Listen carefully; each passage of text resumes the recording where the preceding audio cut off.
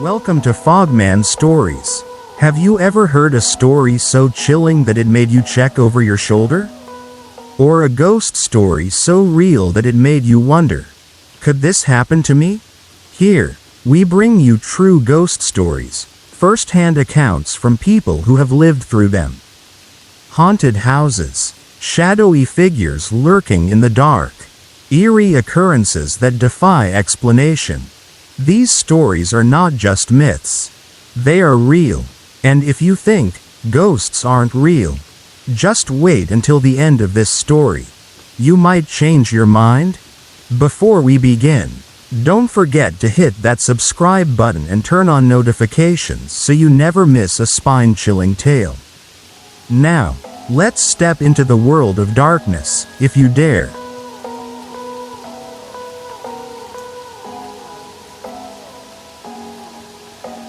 Story 1. It was just another ordinary evening. The kind where you come home from school, throw your bag on the floor, and dive straight into your usual routine. My name is Ryan, and back then, I was just a regular teenager, an only child, living with my parents in a quiet neighborhood. Nothing about my life was unusual. Or at least, that's what I thought. That night, I was up in my room, finishing up some homework. The sun had already set, and the house was silent except for the faint hum of the television downstairs. After a while, I decided to take a break and grab a snack from the kitchen.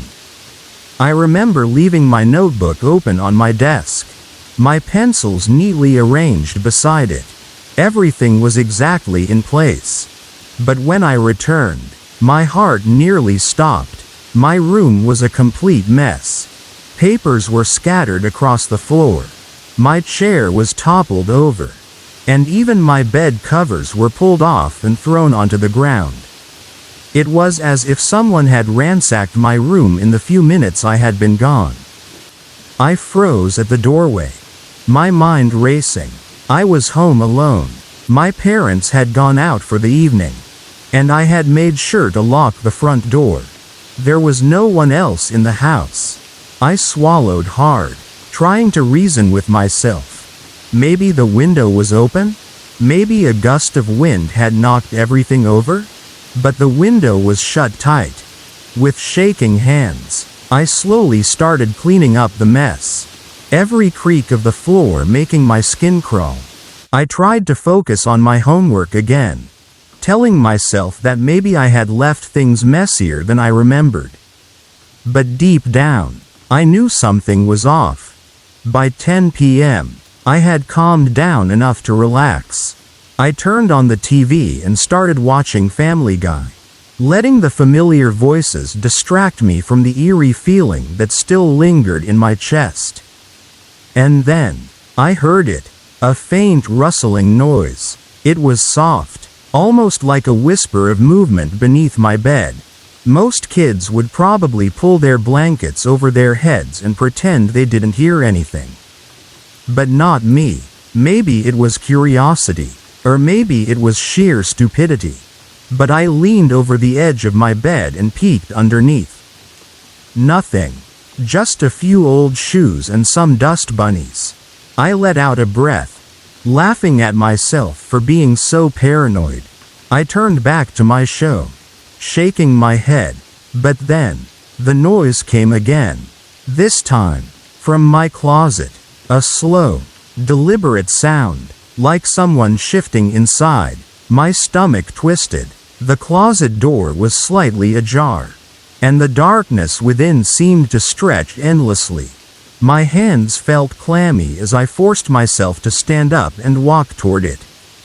I hesitated for just a second before yanking the door open. There, standing among my hanging clothes, was a little girl. She was small, maybe 7 or 8 years old, with long, dark hair that draped over her shoulders. Her dress was old-fashioned, like something from decades ago, and her skin was pale, too pale. But the thing that terrified me the most was her eyes. They were empty, hollow, Like she wasn't really looking at me but through me. I felt my voice catch in my throat. Who are you? I managed to whisper. She tilted her head slightly. Her expression unreadable. This was my house, she said softly. Her voice was barely above a whisper. But each word sent chills crawling up my spine. I swallowed hard. What do you mean? Why are you in my closet? She didn't answer. She just stood there, staring. My heartbeat pounded in my ears. Is this some kind of joke?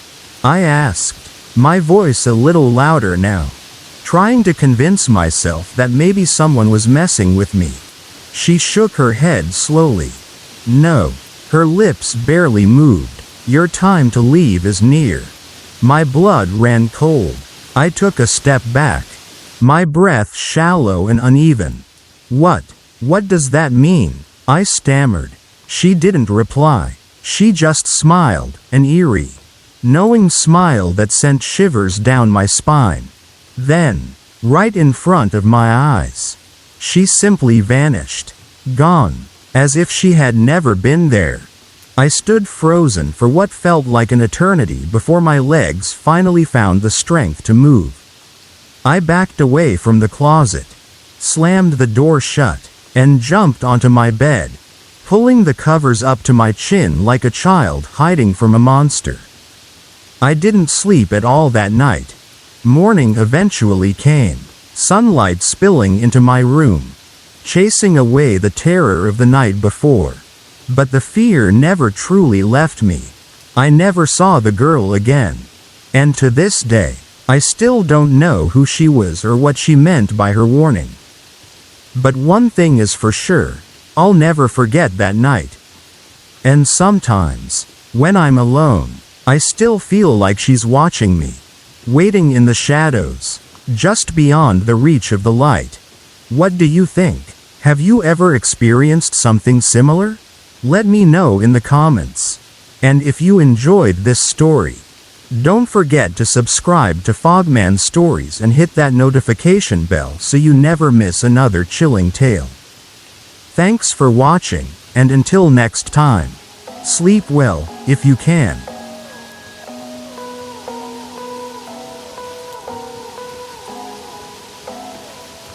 Story 2.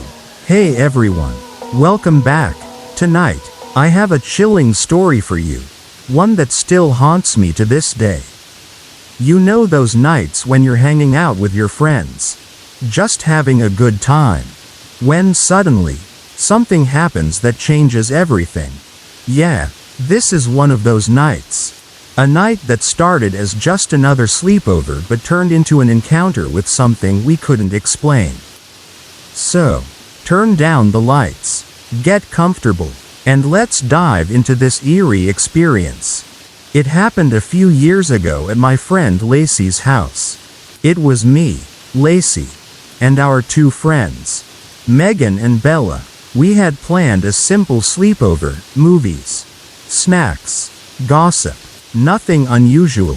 Lacey's house was an older one, with a long hallway, creaky floors, and a garage that always seemed a little too dark for comfort. Megan was lounging on the couch in the living room, scrolling through her phone, while Bella was in the kitchen getting something to drink. Lacey and I were up in her room, talking about school and our latest crushes. The house was quiet, except for the occasional rustling of Bella in the kitchen and the hum of the fridge. Then, out of nowhere, Lacey's dog started barking, loud and frantic. Now, the dog wasn't the type to bark at nothing. He slept in the garage. And for him to go off like that? It wasn't normal. Megan shot up from the couch. Alarmed. Something's wrong, she called out, her voice shaking. Before we could react, Bella let out a startled gasp from the kitchen. I ran downstairs just in time to see the broom that had been propped against the back door fall, and then the door opened, wide open. Megan had already bolted to the hallway. Bella stood frozen in place, her face pale, The air felt different, heavy. Lacey rushed down right behind me, her breath ragged. We stared at each other, our hearts pounding. Then we saw it, a shadow, moving in the garage, pacing back and forth behind the small window. It wasn't a trick of the light. It wasn't our imagination. Something was there, and it was watching us. Terrified, we ran straight to Lacey's mom's room. But we hesitated at the door. If we woke her up, we'd be in trouble. But if we didn't, who knew what would happen? Lacey's mom eventually woke up, rubbing her eyes and clearly annoyed. "What is going on?" she asked. We tried to explain, our words tumbling over each other. But she just sighed. "Doors shrink when it's cold. That's why it opened. Go back to sleep." And with that, she rolled over and pulled the covers over her head. We weren't convinced. Not one bit. That night, instead of sleeping in Lacey's room, we all crammed into her closet, the only place that felt remotely safe. It was cramped and uncomfortable, but at least we were together. The house was eerily silent for the rest of the night. Every so often, we could hear the faint scratching noises coming from the garage. None of us dared to move or even breathe too loudly. Megan clutched a flashlight, her fingers trembling as she clicked it on and off nervously. Hours passed, but sleep was impossible. Then, just before dawn, we heard something. Something that made my blood run cold. A whisper. Not just any whisper. It was right outside the closet door. "I see you," Bella gasped, clamping a hand over her mouth. Megan started crying silently. Lacey just shook her head, mouthing the words, "Don't move." We didn't. We stayed like that until the first light of morning streamed through the window. Only then did we muster the courage to step out of the closet. The house was quiet, the garage door still closed. Nothing was out of place, except for one thing. The broom was back against the door handle, as if nothing had happened. We spent the rest of the day pretending nothing had happened. None of us spoke about it, as if saying it out loud would make it real again. But deep inside, we were all shaken. That evening, Bella's parents came to pick her up, and Megan left shortly after. I was supposed to go home too, but something told me to stay. Lacey's house felt different, off. The air was heavier, colder. Even the shadows seemed darker. Lacey and I sat on her bed, talking in hushed voices. "I swear I saw something in the garage," she finally admitted. I thought it was just my imagination. But now, she trailed off, eyes darting to the window. That night, I decided to sleep over again. But we didn't sleep in her room. We made a makeshift bed in the living room, away from the garage, keeping the lights on. Around midnight, we heard it again. The dog barking, loud, desperate. I sat up, my heart pounding. "We have to check." Lacey shook her head violently. "No way. I am not opening that door." But I had to see. Something in me needed to know. I grabbed a flashlight and tiptoed to the back door. The broom was still there, propped against the handle. But the second I got close, a gust of freezing air rushed in from underneath the doorframe. My breath hitched. I reached out, gripping the doorknob. Cold, ice cold. Then, the dog stopped barking. Silence filled the house. And then, a knock. 3 slow, deliberate knocks from the other side of the door. I screamed and stumbled backward. Lacey bolted up from the couch, eyes wide in terror. "Oh my God," she whispered. "Did you hear that?" We didn't sleep that night. We stayed huddled together until morning. When Lacey's mom finally woke up, we begged her to check the security cameras. Nothing. No one had been there. No movement. The door had never even opened. But I swear, I saw something that night. Felt something. And I know, it was watching us. To this day, we don't know who, or what, was in that garage. But we do know one thing. Something opened that door. And it wasn't the cold. Some things are better left alone. But sometimes, they don't leave you alone. And sometimes, they knock.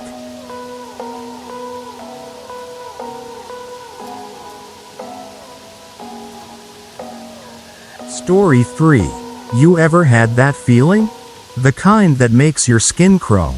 Like someone's watching you when you know you're alone?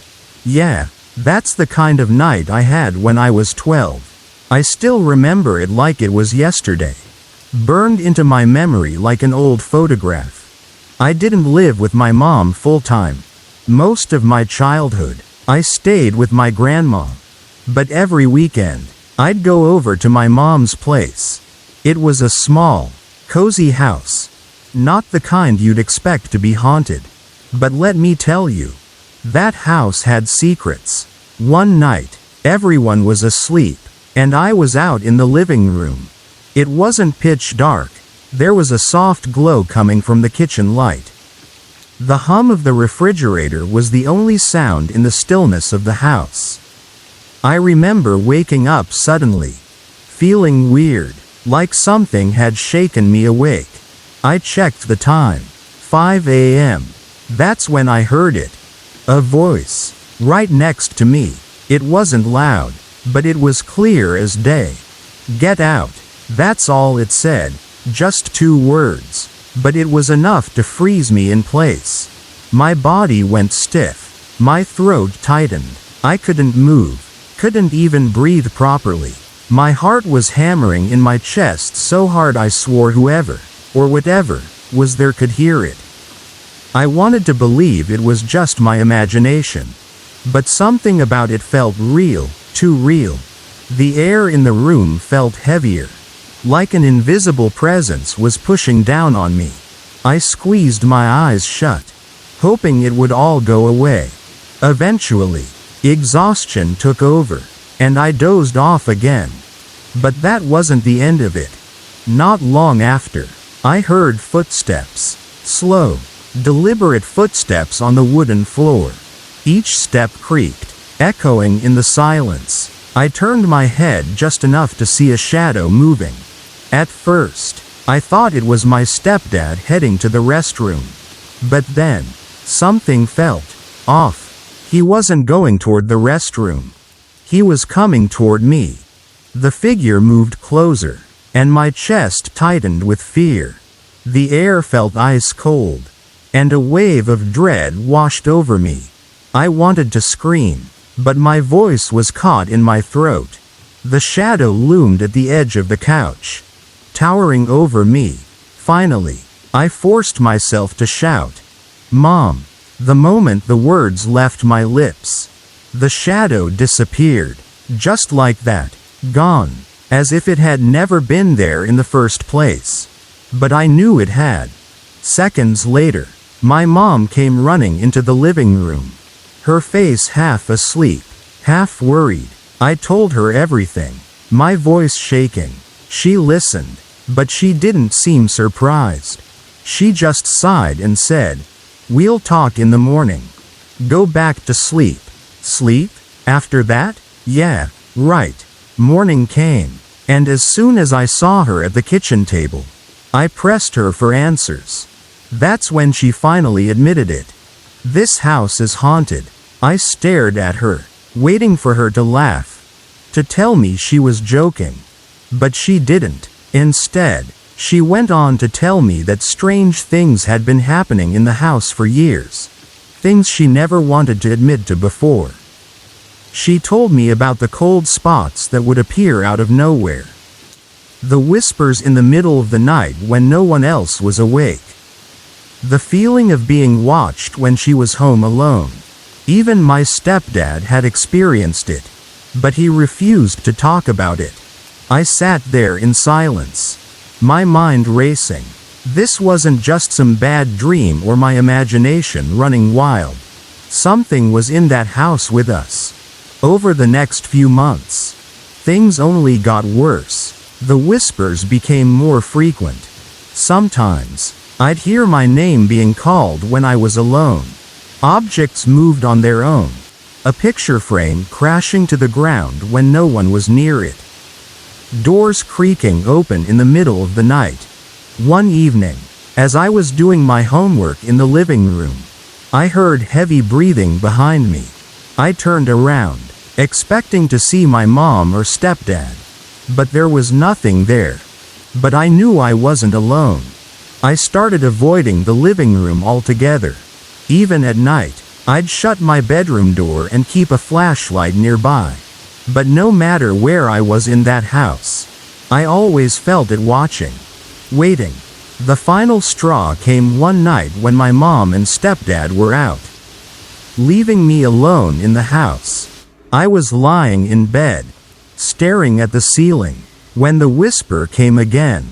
This time, it was clearer than ever. Leave, now. And then, the door to my room slammed shut. Hard. I bolted out of bed, ran straight out the front door, and didn't stop running until I reached my friend's house down the street. That was the last night I ever stayed there alone. Even now, years later, I still get chills thinking about that house. Was it just a ghost? A warning? Something worse? I don't know. And honestly, I don't want to find out. But I do know one thing. Some houses aren't meant to be lived in. Some places hold onto things, memories, spirits, maybe even darker things. And some people, like me, are just unlucky enough to hear them whisper back. What do you think? Just a bad dream? Or was something really there?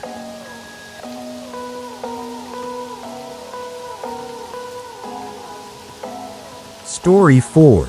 Alright, my friends, gather around because tonight, I have a story for you that will make you question what truly happens when the lights go out. This isn't just some spooky tale made up for the sake of a thrill. This is something real. Something that happens every single night, like clockwork.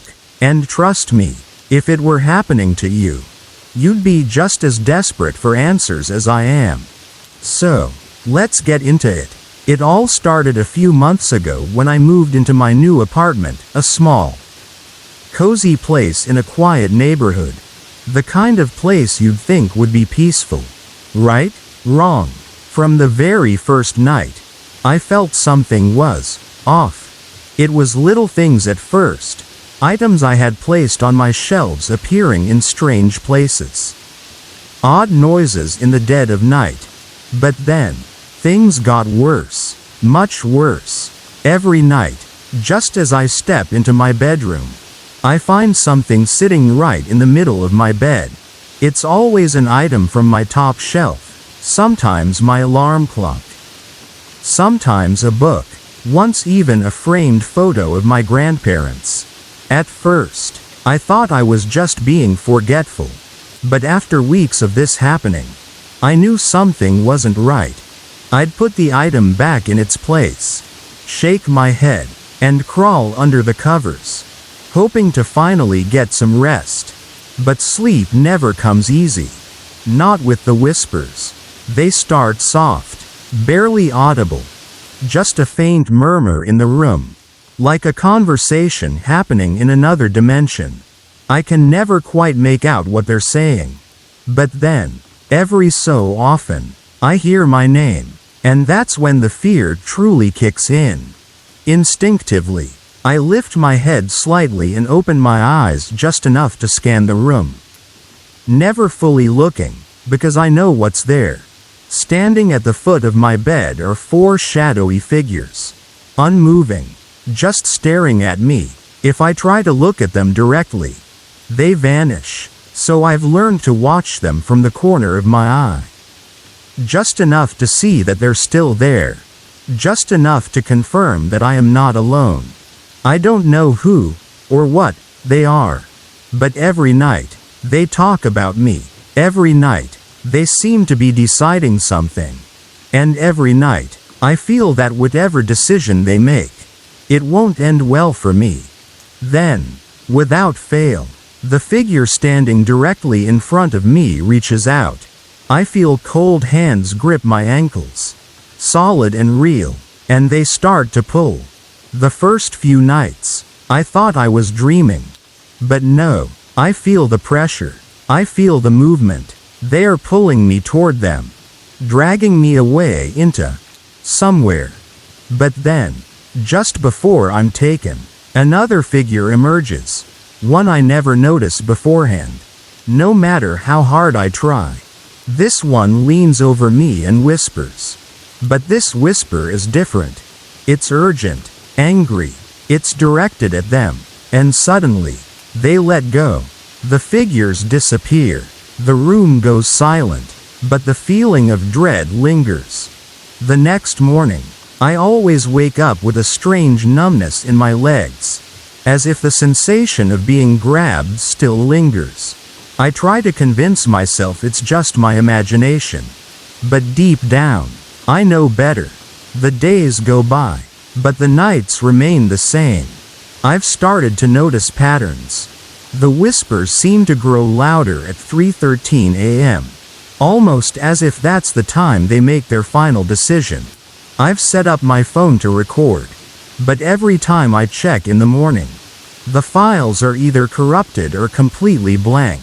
No sound, no static, nothing. It's like whatever they are, they don't want to be seen or heard. One night, I tried something different. I stayed awake, pretending to be asleep, waiting for them. I wanted to see if I could catch them in the act. The whispers began. The figures appeared. But something new happened. One of them, the tallest of the four, took a step closer. My heart pounded in my chest as I forced myself to keep still. I could feel the air grow colder, my breath fogging up in the dim light of my nightstand lamp. Then, it spoke. Not a whisper, not a murmur, but a voice. Deep and guttural, like something that had been trapped in the earth for centuries. Not yet, it said, not tonight. Then, they vanished. Just like that. I don't know whether to feel relieved or even more terrified. Not yet? What does that even mean? Does that mean someday, eventually, they will take me? After that night, the visits became more intense. I started waking up with scratches on my legs, bruises on my arms. My blankets would be on the floor, as if I had been struggling in my sleep. The nightmares were worse. Visions of being pulled into a black void. Hands gripping at me from all sides. Voices chanting in a language I couldn't understand. Desperate for answers, I reached out to an old friend who had always been into the paranormal. When I told her about my experiences, she didn't laugh. She didn't call me crazy. She just went silent for a long time before finally saying, "You need to leave that apartment. Whatever is there, it wants you." But where would I go? This was my home. I couldn't just leave. So instead, I tried to fight back. I sprinkled salt around my bed, lit candles, played prayers on repeat through my speakers. For a while, it seemed to help. The whispers died down. The figures stopped appearing at the foot of my bed. But it didn't last. One night, I woke up to the sound of scratching. Not on my door, not on my walls, but under my bed. A slow, deliberate scraping against the wooden floorboards. I held my breath, heart pounding in my chest, gripping my blanket like a shield. Then, suddenly, the bed shook violently, as if something massive was trying to lift it. I screamed, bolted out of bed, and ran out of my room. That was the night I knew I couldn't stay there anymore. So, I left. I moved out within the week. But even now, even in a different place, I can still feel it. The whispers. The occasional shadow in the corner of my vision. I don't know if they followed me, or if I simply brought the fear with me. But one thing's for sure, whatever they wanted to do that night, they weren't finished. So now, I'm reaching out. If anyone out there has any idea what's happening to me, what these things are, or how to make it stop, I need to know, because I don't think I can take another night of this. What do you think? Have you ever heard of anything like this? And more importantly, what should I do? Whatever your answer is, just remember, when you go to bed tonight, be careful. You never know who, or what, might be standing at the foot of your bed, watching you in the dark. Sweet dreams.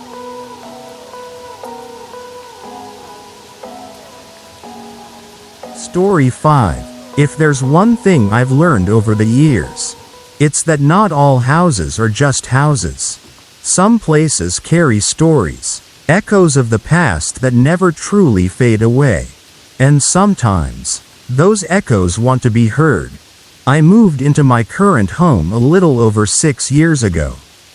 It's not a grand mansion or anything too fancy, just a small yellow brick house with a surprisingly large backyard. Expensive for its size, but I loved the charm it had.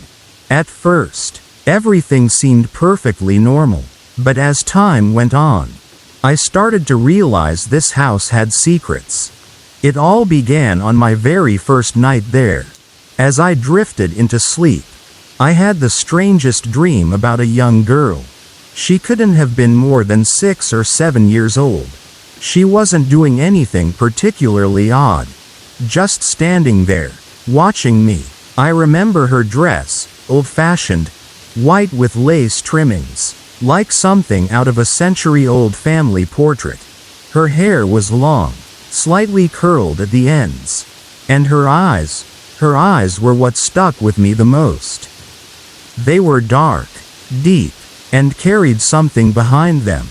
Sadness, maybe, or something else entirely. At first, I brushed it off as nothing more than a random dream. But then it happened again the next night, and the night after that. Every time I closed my eyes, she was there, always staring, never speaking. The dreams were unsettling, but they never lasted too long. Then, just as suddenly as they started, the dreams stopped. For a while, I almost forgot about them. That's when the real haunting began. I've always loved music, always enjoyed singing around the house. It was something that made me feel at ease, made the space feel more like home. So, one day, with the sun shining and the house to myself, I did what I always did. I sang. Nothing too serious, just a tune I liked as I went about my chores.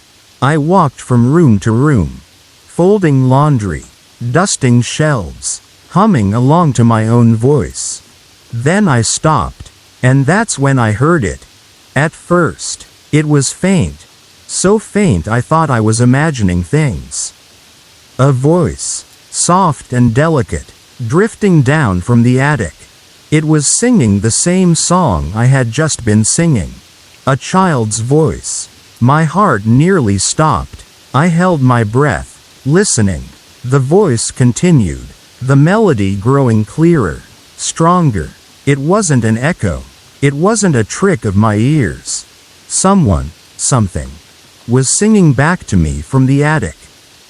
I wanted to run, to grab my keys and leave the house behind. But then, I remembered something my stepfather had once told me about spirits. He believed that if you spoke to them calmly and with confidence, they would leave. That fear gave them power. But standing your ground could take it away. I swallowed my fear, steadied my voice, and said aloud, "Leave me, you are not wanted here." The singing faltered. The voice grew weaker, fading with every word I spoke. And then, just like that, it was gone. From that day on, I never heard her sing again. But she never truly left me either. She lingers in the back of my mind. A quiet presence I can't quite shake. Over time, other strange occurrences happened. Sometimes, I'd wake up in the middle of the night, feeling as if someone was watching me.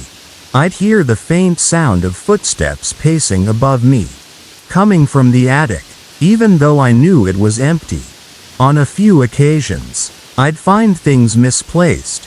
A book that had been on the shelf lying open on the floor. A chair slightly pulled out from the table. My keys not where I had left them. They were small things, but they all pointed to the same conclusion: I wasn't alone. One evening, I invited a friend over for dinner. As we sat at the table, catching up on life, I noticed her glance over my shoulder and freeze. Her face paled. "Did you hear that?" she whispered. I hadn't heard anything, but the look on her face sent chills down my spine. "What do you mean?" It sounded like a little girl laughing, she said, her voice barely audible. I forced a smile and shook my head. "Probably just the wind," I said, though I knew better. Later that night, I lay awake in bed, thinking about what my friend had said. I hadn't heard the laugh, but she had, and that meant something was still here. Watching, listening. Some spirits don't want to harm. Some just want to be remembered. And somehow, I know that little girl, whoever she was, is still here, waiting to be heard again. I don't feel threatened anymore. The house still has its moments, an unexplained noise, a fleeting shadow, but it's become a part of my life. Maybe she was attached to this house long before I moved in. Maybe she just wanted someone to acknowledge her presence. Or maybe, just maybe, she found peace when I finally spoke to her. Not all hauntings are terrifying. Some are just echoes of the past, lingering in the present, reminding us that some stories are never truly finished.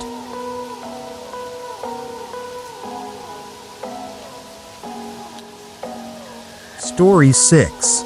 I know that some of you might not believe in ghosts. And honestly, I wouldn't blame you.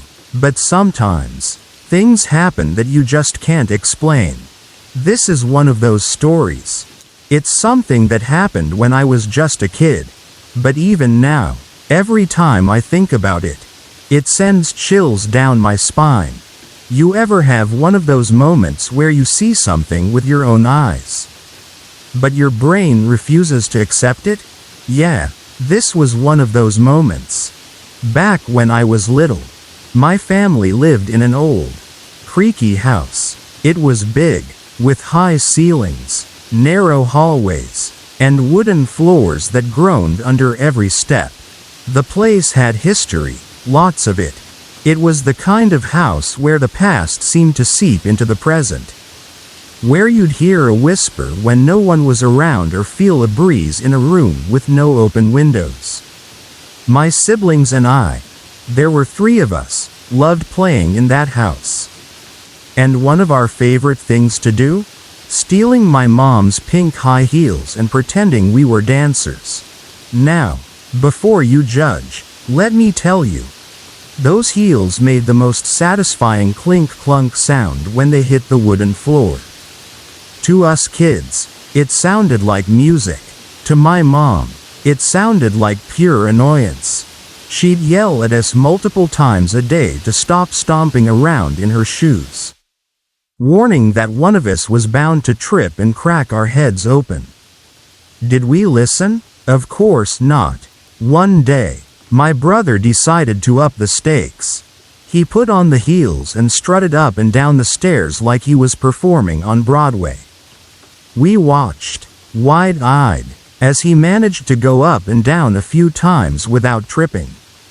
Feeling victorious, he kicked off the shoes at the top of the stairs and ran down. Ready to gloat, my sister took her turn next. She picked up the shoes, did her little performance down the stairs, then back up, before leaving them at the bottom and walking away. Then came my turn. I was smaller than both of them, so walking in the oversized heels was already a challenge. Still, I wanted to prove I could do it too. I started walking up, carefully placing one foot in front of the other. But just as I reached the top, my mom's voice rang out from the kitchen. "Stop playing with my shoes. You're gonna fall and break your neck." Startled, I quickly took off the shoes and left them on the top step before rushing down to join my siblings in the den. We all huddled in front of the TV, trying to act like innocent little angels. Then we heard it. Clunk, clunk, clunk. Our heads whipped toward the stairs. The sound was coming from above. Slowly, cautiously, we got up and crept toward the staircase. And there they were. My mom's pink pumps, now sitting neatly at the bottom of the steps. We stared. None of us had put them there. I knew for a fact I had left them at the top. So how did they get down here? Did one of you move them? My brother whispered. We all shook our heads. Shrugging it off, we went back to watching TV. Maybe they had just slipped down. Maybe we'd just imagined things. Then it happened again. Clunk, clunk, clunk. This time, we didn't hesitate. We bolted back to the stairs, our hearts pounding. What we saw next made my skin crawl. The pink pumps were moving. By themselves. We watched in horror as they went up the stairs. Step by step. Then back down, as if an invisible person was walking in them. My mouth went dry. I could feel the hair on my arms standing up. And then, as if things weren't creepy enough, my mom's voice rang out from the kitchen. "I told you to stop playing with my shoes." At that moment, we lost it. We screamed and ran straight into the kitchen, practically tackling my mom from behind. We frantically explained what had just happened. "It's the shoes. They're walking by themselves," she sighed, wiping her hands on a dish towel. "Oh, come on, you kids. Enough with the nonsense." "No, Mom, we saw it. The shoes were moving." All right. She walked over to the stairs, hands on her hips. "Where are they now?" We hesitantly peeked over her shoulder. Nothing. The shoes were right where I had left them. Perfectly still. Harmless. Like they'd never moved at all. Mom rolled her eyes. "See? Now go play somewhere else." We didn't argue. We didn't even bother trying to convince her. We just nodded and backed away. But for the rest of the day, none of us dared to go near those shoes again. As the years went on, we stopped playing with my mom's heels. We never talked about that day again, not with each other. Not with anyone, but I could see it in my siblings' eyes whenever we passed by those stairs. We all remembered. We all knew what we saw. And to this day, I still hate pink high heels. Some things in life are hard to explain. Maybe we were just kids with overactive imaginations. Maybe the house had its own way of playing tricks on us. Or maybe, just maybe, someone, or something, was still living there, enjoying a pair of pink pumps that didn't belong to them. So if you ever hear the sound of heels clicking on wooden floors at night when no one is around, maybe, just maybe, you're not as alone as you think.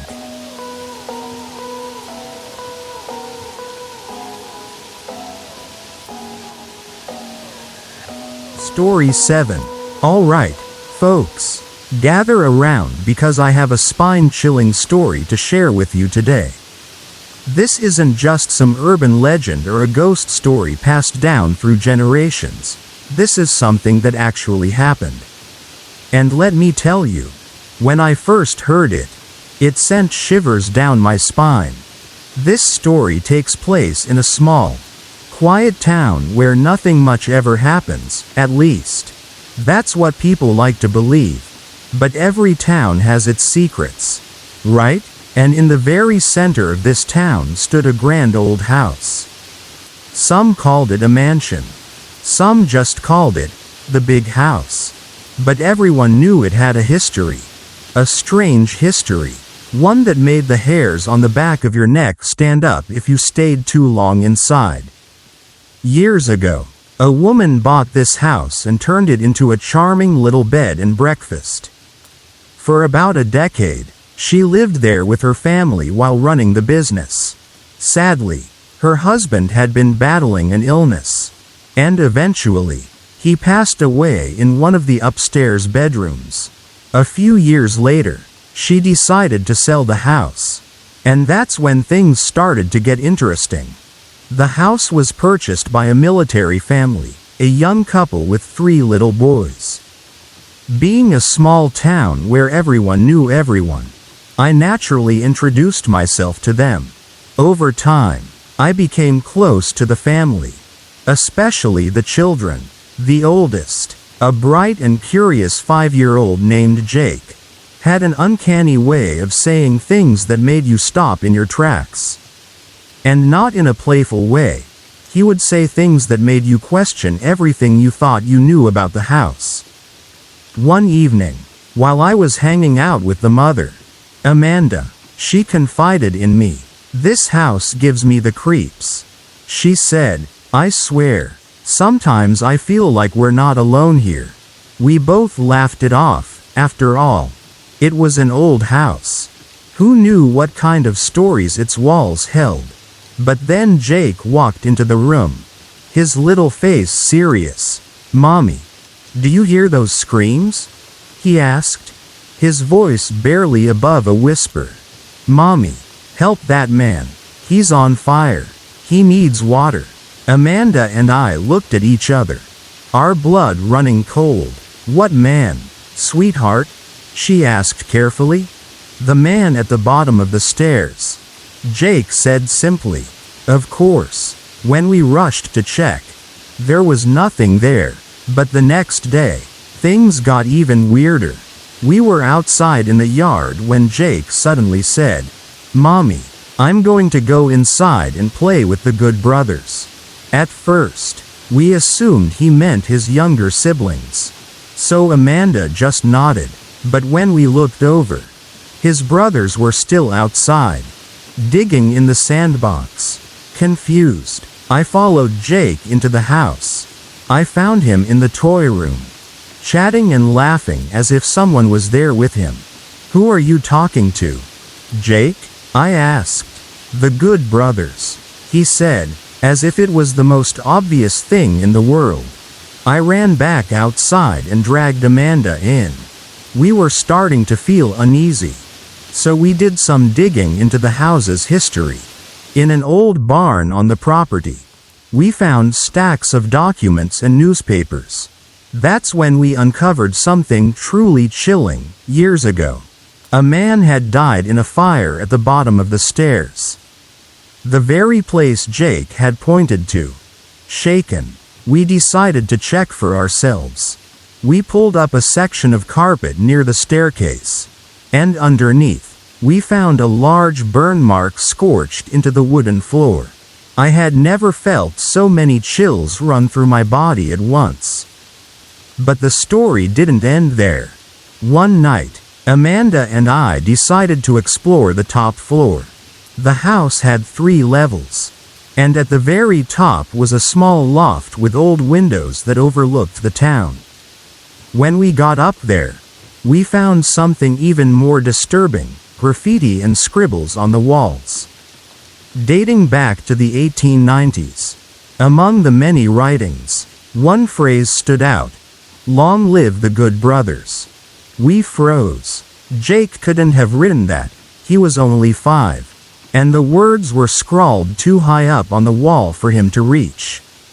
We bolted downstairs, our nerves shot. And then, there was the hallway. A long, eerie corridor with 2 extra rooms that the family never used. The washer and dryer were in that hallway. And let me tell you, I never felt comfortable going in there. There was one bedroom in particular that felt off. I avoided it whenever I could, usually running past it if I had to do laundry. Then we learned something even more unsettling.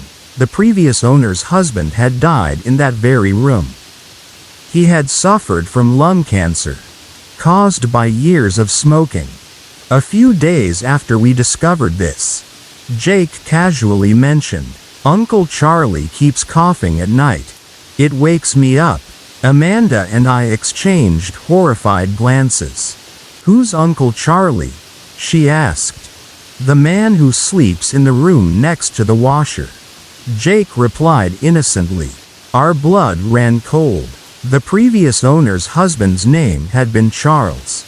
Jake had no way of knowing that. One night, Amanda and I heard something.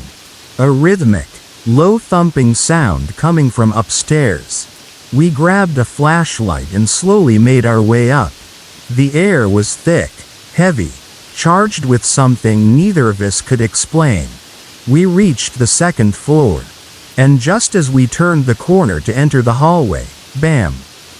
A door at the end of the corridor slammed shut with force. No windows were open. There was no draft, just pure, unexplainable force. That was it. That was the final straw. The family moved out shortly after, relocating all the way to Italy, of all places.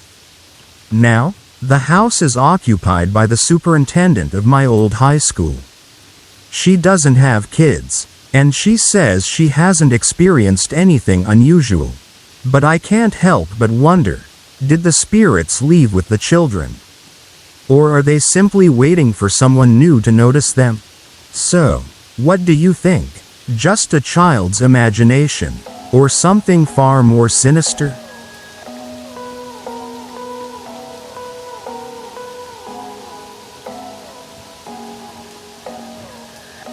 Story 8.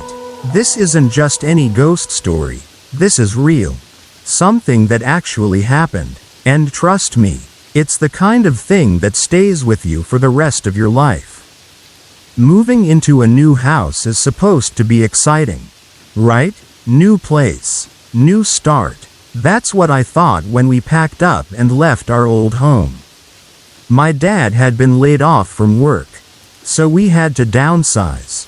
The house we found was an old, two-story place that looked like it had been standing for at least 100 years. It had character, my dad said. I thought it had something else, something off. But hey, I was just a teenager. What did I know? I got the basement room. Yeah, lucky me. It was cold, damp, and smelled like old wood and mildew. The kind of smell that sticks to you no matter how many air fresheners you use. But whatever, it was my space. The first night, as I was unpacking, I heard it, a soft knocking on the wall. Just a couple of taps, but enough to make me freeze. I turned, expecting my brother, Mike, to be messing with me. But there was no one there. I told my dad about it, and he just shrugged. Old pipes, he said, like that was supposed to make me feel better. It kept happening, though. Random knocks, sometimes light, sometimes loud enough to make me jump. It was like something, or someone, was trying to get my attention. At times, it sounded like it was coming from the walls. Other times, it felt like it was right next to me. I even tried knocking back once. Big mistake. The response wasn't just another knock, it was a scratching sound. Slow and deliberate. One night, I had enough. I told Mike to come down and listen. He did, leaned against the wall for a bit, then shrugged. Pipes, he said. I wasn't having it. It's not pipes. You idiot, I shot back. That was enough for him to shove me in the shoulder. I stumbled back and crashed into my closet.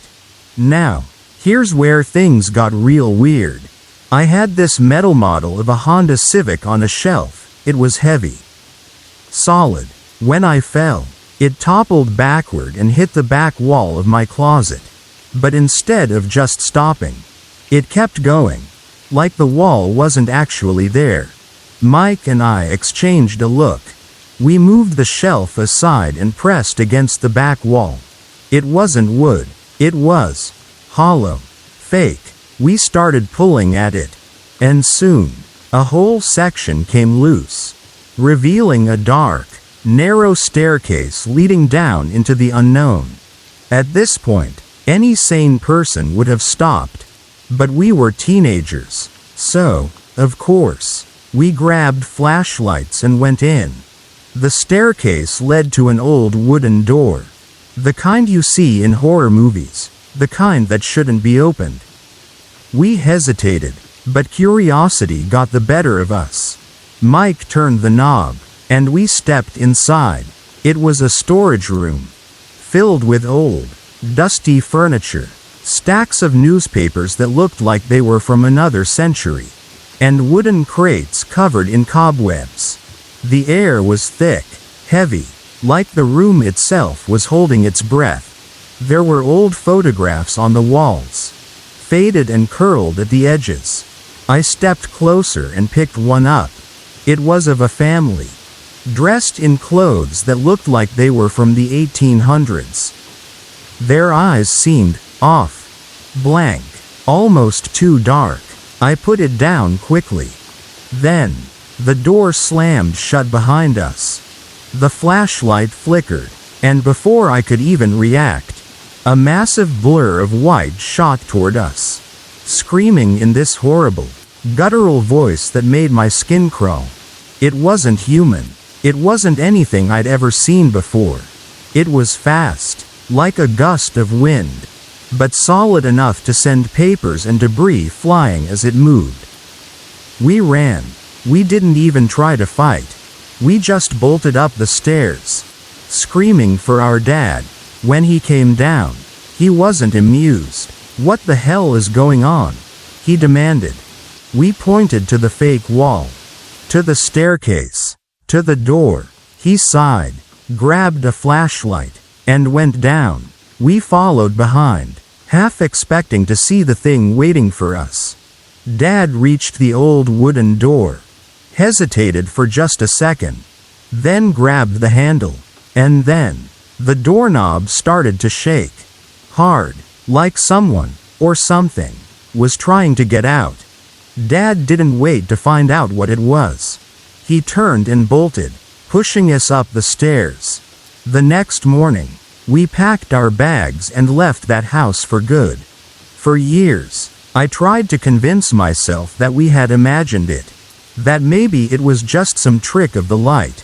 But deep down, I knew better.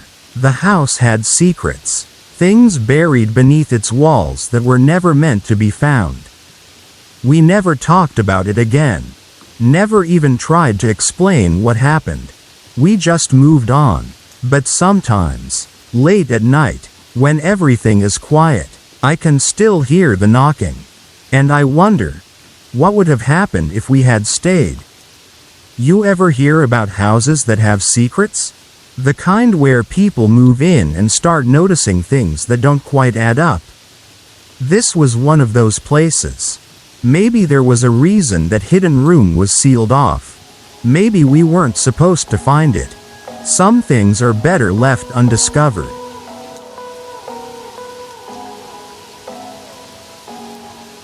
Story 9.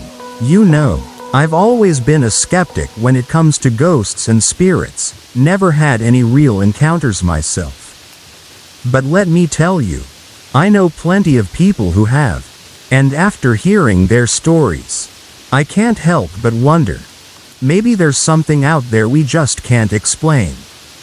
So, let's talk about this one particular story that still gives me chills. It's about a house, an old house that used to be a church. Sounds creepy already, doesn't it? Well, trust me, it gets weirder. James never really believed in ghosts either. He had lived in his house for years without anything strange happening. It was a simple place, an old converted church with high ceilings, wooden floors, and stained glass windows that caught the afternoon sun just right. It was peaceful, quiet, almost too quiet. But then little things started happening. Nothing big at first, just minor, odd occurrences.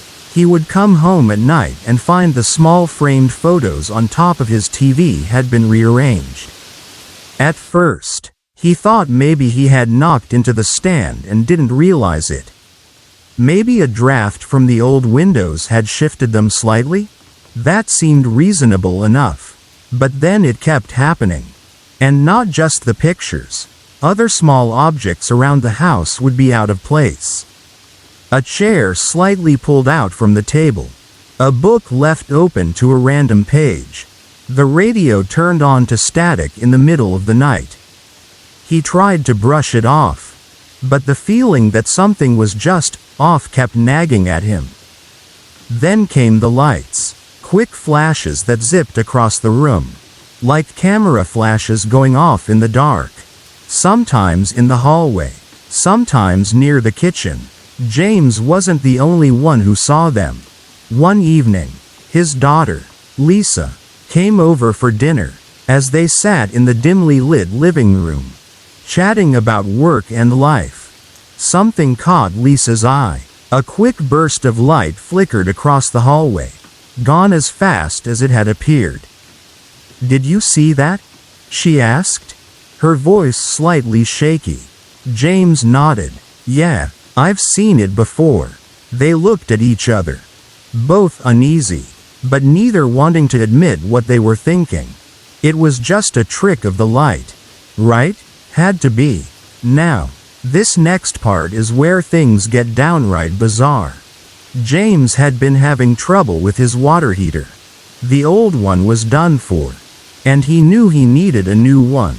The problem? He had no idea what kind to get. What size? Where to buy it? Nothing. It wasn't exactly something he had ever had to deal with before. He kept meaning to look it up, but life got in the way, and he never got around to it. Then, one evening, he went down to the basement to play his guitar. James was a musician. He spent a lot of his free time down there, strumming away, lost in his own world. But that night, as he reached the bottom step, he froze.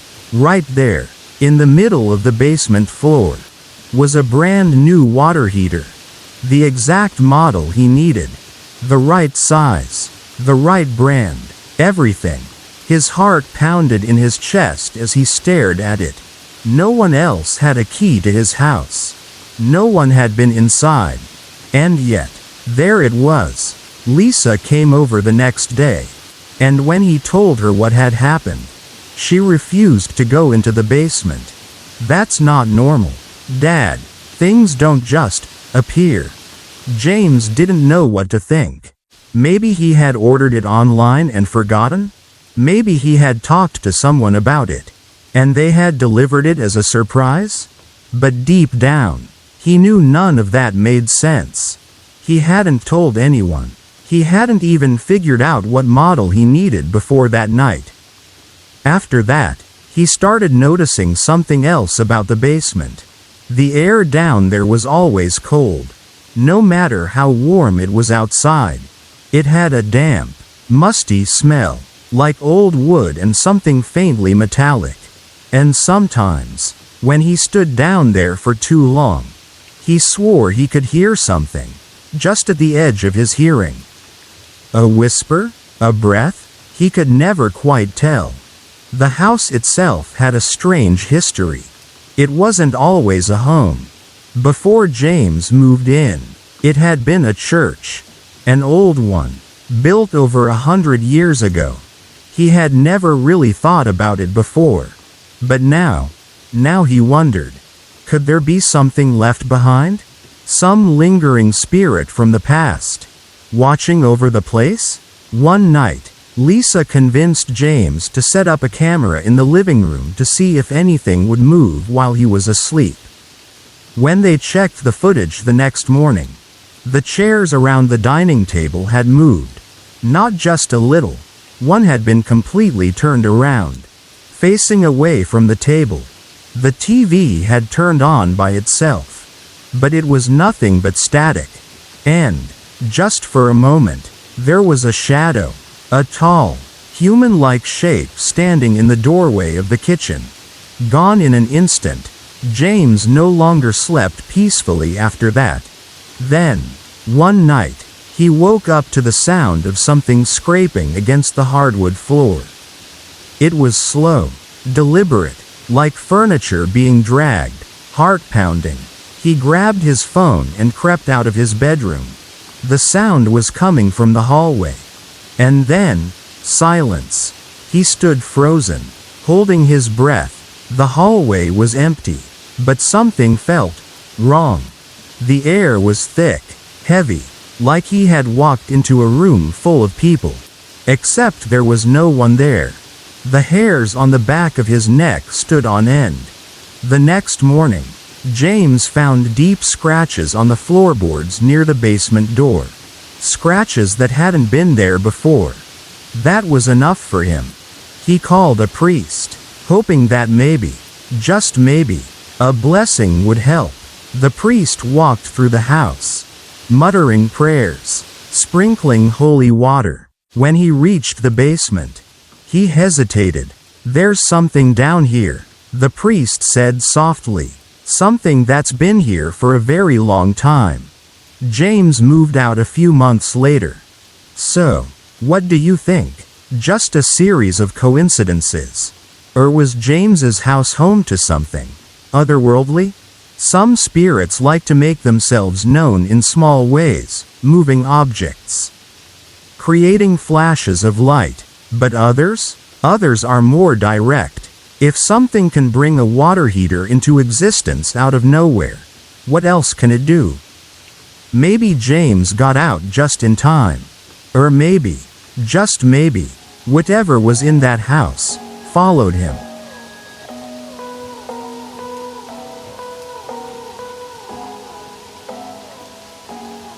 Story 10. Hey guys, welcome back. Tonight's story is one of those that might just send a chill down your spine. Ever lost a pet and still felt like they were around? Maybe a flicker of movement in the corner of your eye? A little sound in the night that reminds you of them? Well, buckle up, because this one's going to make you rethink what you know about the afterlife.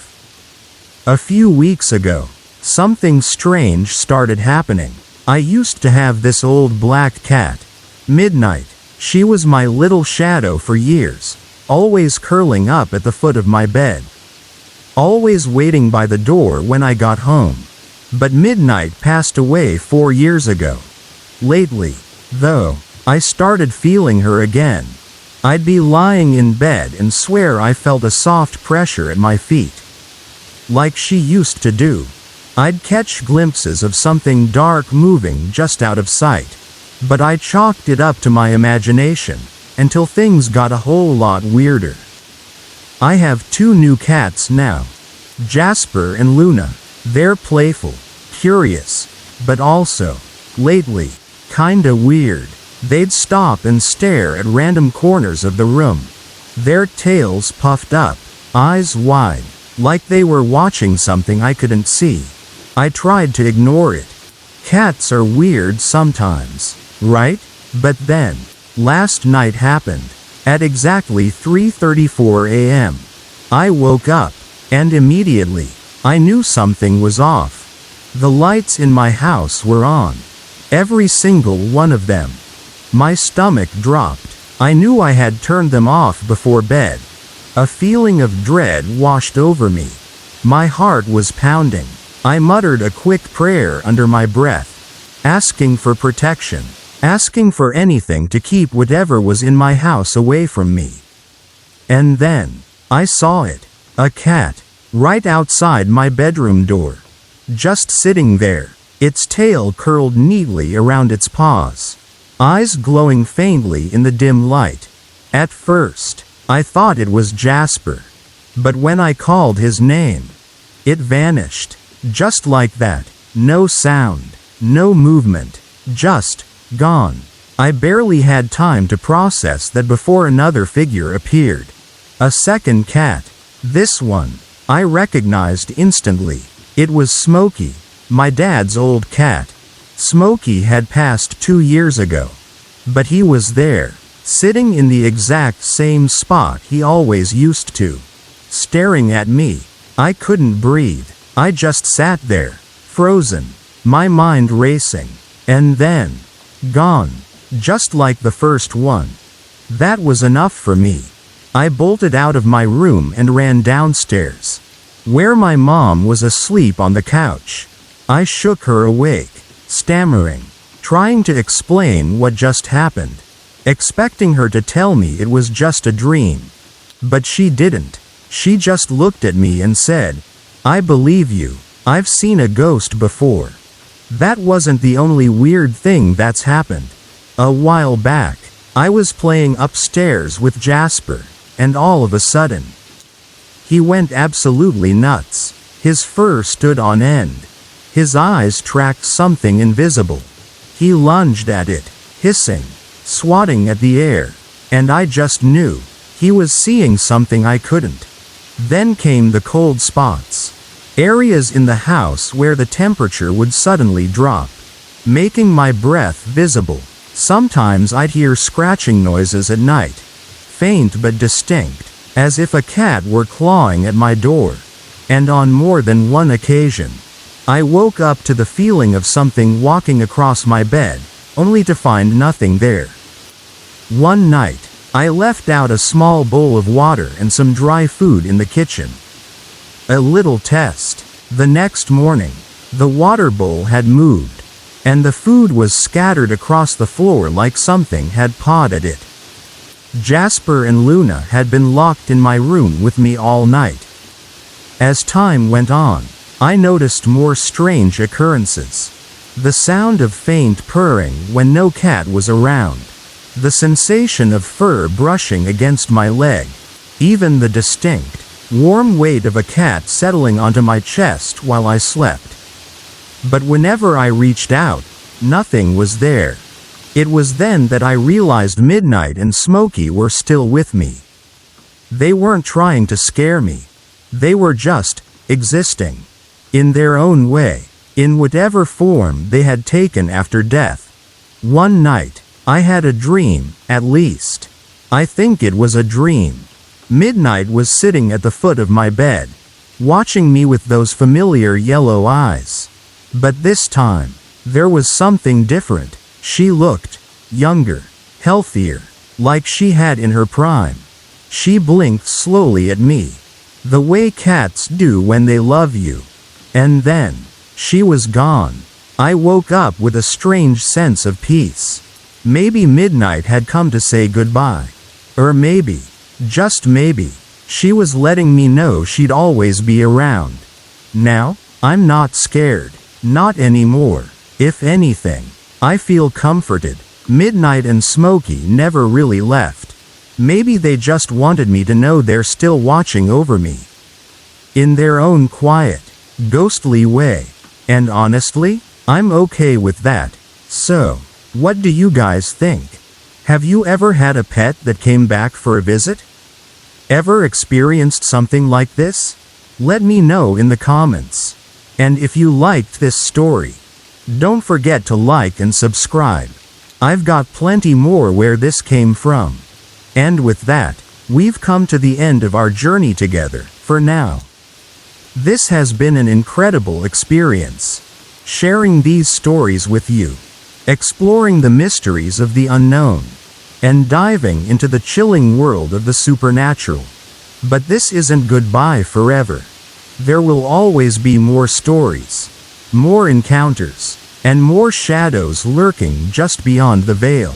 So, if you've enjoyed this ride, make sure you're subscribed, turn on those notifications, and be ready for whatever comes next. Thank you all for being a part of this journey. Your support means everything. Every comment, every like, every share. It's what keeps this community alive and growing. If you have your own spooky experiences, I'd love to hear them. Share your stories, and who knows, maybe one day, your tale will be featured here. Stay curious, stay brave, and as always, sweet dreams. Until we meet again.